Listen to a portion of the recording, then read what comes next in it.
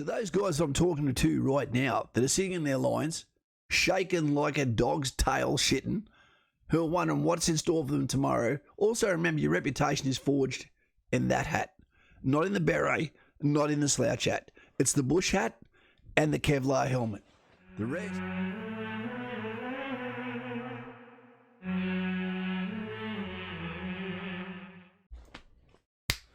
Hey team, how we going? It is Kaz from the Trenches with Kaz, and I am here to give you an announcement of something spectacular, special in nature occurred this weekend. The culmination of training for the Kapyong Platoon. Kapyong, where'd it come from? Battle Honour, 3rd Battalion Royal Australian Regiment, Old Faithful in Korea. Well, the platoon that was represented as Kapyong Platoon has now culminated their training. They have marched out. They've been given the coveted hat badge. It costs a couple of bucks, but it also costs all the bark off your knees. It also costs you some humility and about 1 million calories to get there. The anxiety trail. Do I get back squatted? What if I get injured? What if I can't meet the standard? What if I fail? But all of that is now behind them. They have forged their reputations and their new nicknames as adults, away from their family, where there was no safety net other than the brotherhood they forged at Kapooka, at the School of Infantry. I dare to subscribe and be my number 2. Based on deeds on mateship, which is sometimes confused with friendship. But now they're about to go to the battalion. Let us know if there's anything that you wish you had known before you actually went to Kapooka and Singleton that we missed or DFR missed. So the people that follow your footsteps are better prepared to also be your number 2 when they turn up to the battalion. Next, el otro. The regiment awaits them, whether they go to the 1st Battalion, whether they go to the 3rd Battalion, whether they go to the 2nd Battalion Amphibious Group, whether they go to 6 Area, whether they go to 7, whether they go to 8, 9, or whether they go to the 2nd Commando Regiment, Special Forces. The next step they take is a fully fledged, qualified rifleman of the Royal Australian Regiment. They've achieved it. So what can they do from here? What can they expect? Well, they're at their lines tonight, cleaning up, getting ready to get on planes tomorrow to their gaining units, where they're probably going to go through some mandatory training, where they're going to go through some sort of acclimation, potentially not, based on the time of the year it is, going into winter across Australia. They should be fine. But they will get to the battalion and they will be then administered through paperwork and then allocated to a rifle company, and then from a rifle company to a rifle platoon, and from a rifle platoon they'll be given to a section of 8 men. It doesn't matter if it's motorised, doesn't matter if it's mechanised, it doesn't matter if it's amphibious.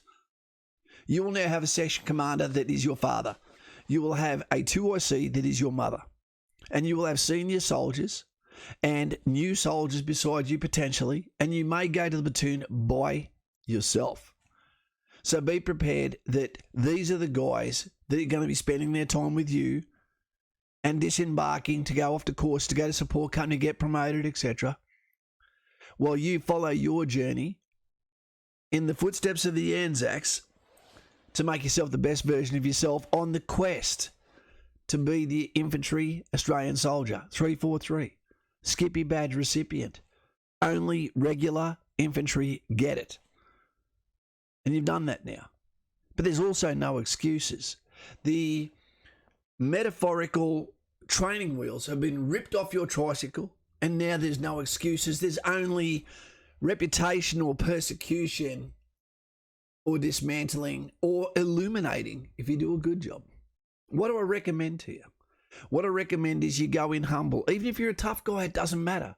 Your job is to get their respect. How do I get their respect? By being fit, by training, by thinking, what is the implied task? Where do I need to be? Get there early.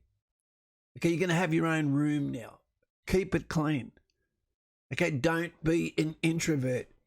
Allow others to take you out, become part of the group, marry your organisation, offer them a carton of beer to break bread with you, to make them spend time with you. to show them that you understand that you're joining them, not them joining you. Offer them that peace meal, even if you're a non-drinker. Guys, I don't drink, but here's a carton to allow you to accept me and any fledgling mistakes I'm going to make over the next few weeks until I go outfield and show you I can carry the gun, that I can complete what I start, that I'll be there at the end, that I won't fall asleep on picket, that you're not wasting your time with me. You'll never have to slow down to my speed, that I am a self-starting individual who follows the role of the infantry to seek out and close the enemy, to kill or catch him, to seek and hold ground, and repel attack by day and night, regardless of season, weather, or terrain. You don't need to tell me twice. I'll meet the standard. Now, and that is in play as well as it is in barracks, in field, in PT. It's what you do to bring something to the table that will make your landing in the battalion go either easy or hard. This is not a Pollyanna world. If you turn up unfit, if you turn up and your personality has flaws, you may not have a very good time. If you don't finish your very first bush X, then you'll be governed by that failure for the rest of your potentially 4 years. Forge your reputation through deed. Let them see you trying, doing that bit extra for them, for yourself at all times. They're your family now. And they will potentially be your friends for the rest of your life. Not all of them, but some of them. So Kapyong Platoon, whatever you do, make sure that you're with the group. Take your time getting your partner up to Townsville, to Darwin, to the land of the single mums in Adelaide, or whether it be Brisbane. Wherever you have been sent to as your gaining unit, that will become your loyalty-based battalion until the 4 years is up and your contract is complete, where you'll either be promoted, you'll be in support company, you could be discharged, or you could be in special forces, or you could have lost your life to the supreme sacrifice of the signature that you have offered willingly. But what I do say to you now is thank you to your mum and dad. Okay, thank you to your friends who have let you go to follow your dream, to follow a path that many won't understand. But also, I wish that the people that take you in give you a chance, skater boy, to see the man this boy can be. We don't expect you to get it all right, but we do expect you to have the winner's attitude, to come there willing to work, to not hide away in your room, give others a chance to know you.